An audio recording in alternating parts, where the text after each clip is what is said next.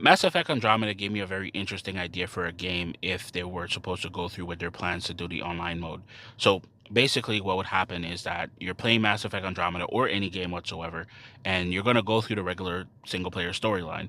Every decision you make in a storyline is going to somehow affect the multiplayer. I'll get there in a sec.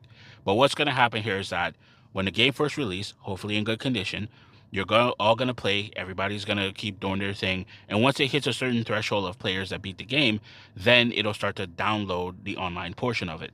And once the update is completed, when people log back in, it will say, "Welcome to the Andromeda Galaxy," or something to that effect. And then basically, what would happen from there is that instead of you being the specific main character of the video game, you're going to be a part of a greater faction of that main character. So I guess their last name is Pathfinder Ryder. So you're going to be a Pathfinder, or they'll call you Ryder, whatever the case is. And you're just going to be a part of this larger faction of people that are doing stuff, and it's going to help contribute to like the greater good of populating that region and making sure everybody's kind of safe. And it's never done. So while you're sure going over to places and helping them populate areas and rebuild areas or whatever, you're still going to have to go back there and defend. It's kind of like how Helldivers is doing it now. Like they have a threshold to meet for you to be able to do these missions and win it or lose it. And Mass Effect should have done something like that, where you're contributing to this factor and it helps you either take a planet or lose a planet or something to that effect. Now, the important part of this is the single player affecting the multiplayer. So there's going to be a bunch of NPCs that you're going to be able to interact with on the multiplayer that will give you whatever type of missions as according to their particular trait.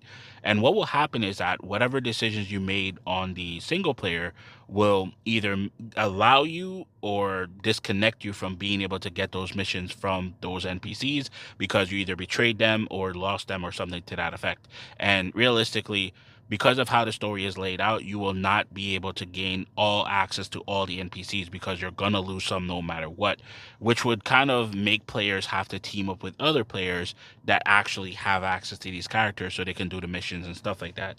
With the point here being that you will be contributing to a larger factor within a game, kind of like Helldivers 2.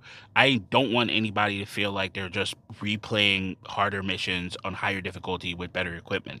You want to be able to play the game and feel like you're actually a part of that world and you're contributing to something bigger, and that you are actually a part of a large machine that's accomplishing a goal. Even if the goal fails, you still feel like you've done something, in my opinion.